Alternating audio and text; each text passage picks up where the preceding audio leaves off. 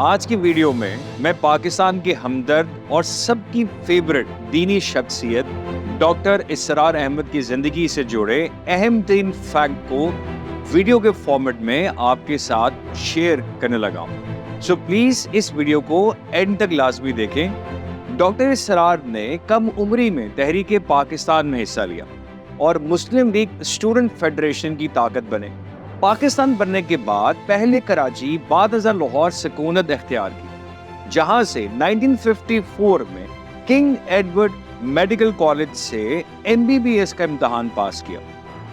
Doctor اسرار احمد جماعت اسلامی کے بانیان میں شمار ہوتے ہیں، لیکن بعد میں مولانا سید ابو اعلی مودودی سے سیاست میں حصہ نہ لینے کو جواز بناتے ہوئے انہوں نے جماعت اسلامی کو الوداع کہا اور خلافت کے نظام کا جذبہ لیے اپنی الگ جماعت تنظیم اسلامی بنا ڈالی۔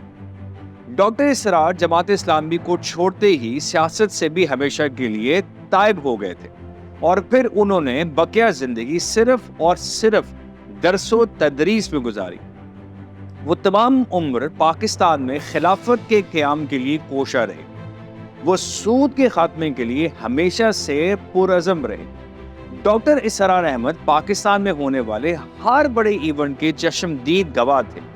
1953 کی تحریک ختم نبوت کے دنوں میں وہ لاہور کے میو ہاسپٹل میں ملازمت کرتے تھے۔ وہ بتاتے ہیں کہ ایک روز ہم ہاسپٹل کی چھت پر کھڑے تھے، اچانک دیکھا کہ نسبت روڈ کی جانب سے ایک جلوس برآمد ہوا۔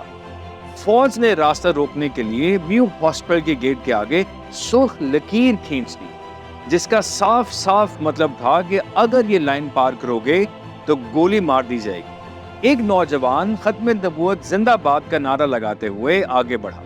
اس نے جو ہی ریڈ لائن کراس کی، فوج نے اس پر گولی چلا دی۔ اس کے بعد ایک دوسرا نوجوان نعرہ لگاتے ہوئے آگے بڑھا تو اسے بھی گولی سے بھون ڈالا گیا۔ اس سے پہلے کہ کوئی تیسرا نوجوان آگے بڑھتا، ہم لوگ ہاسپٹل کے چھت سے نیچے اترے۔ تھوڑی دیر بعد دونوں جوانوں کی لاشیں ہسپتال پہنچی تو ہمیں معلوم ہوا کہ یہ دونوں سگے بھائی تھے۔ ڈاکٹر اسرار بہت سادہ زندگی بسر کیا کرتے تھے۔ قرآن اکیڈمی لاہور سے ملحقہ ایک چھوٹے سے گھر میں آپ کا قیام تھا۔ وہ سابق صدر پاکستان جنرل محمد ضیاء الحق کے دور میں مختصر مدت کے لیے ان کی مجلس شورا کے ممبر بھی رہے۔ عوامی سطح پر ڈاکٹر اسرار احمد کی شہرت اور مقبولیت کا آغاز جنرل ضیاء الحق کے دور میں PTV پر ان کے ہفتہ وار درس قرآن سے ہوا۔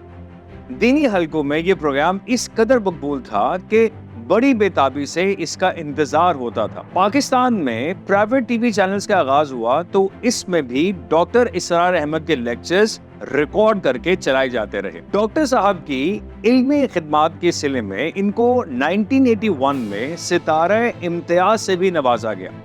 انڈیا کی ریاست ہریانہ کے علاقے حصار میں 26 اپریل 1932 کو پیدا ہونے والے ڈاکٹر اسرار احمد 14 اپریل 2010 کو تقریباً 78 سال کی عمر میں لاہور میں اپنے خالق حقیقی سے جا ملے۔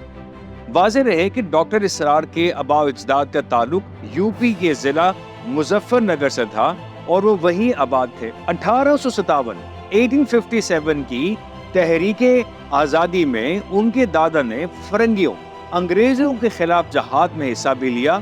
مشہور عالمی اسکالر ڈاکٹر ذاکر نائک سے اسرار احمد کے قریبی تعلقات تھے، جن کی دعوت پر اسرار صاحب نے انڈیا میں بھی درس قرآن دیا۔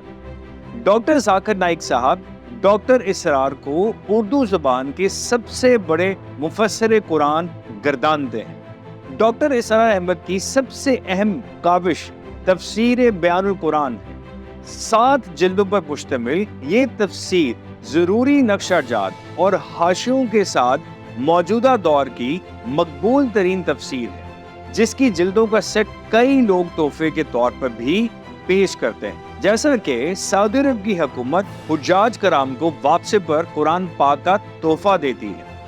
ڈاکٹر اسرار نے 1992 میں استحکام پاکستان کے نام سے کتاب تحریر کی، جس میں انہوں نے پاکستان کے مستقبل کے حوالے سے کئی پیشن گوئیاں کی تھیں۔ یہاں 2 پریڈکشن بہت اہم ہیں جن کا ذکر میں آپ کے ساتھ کرتا ہوں۔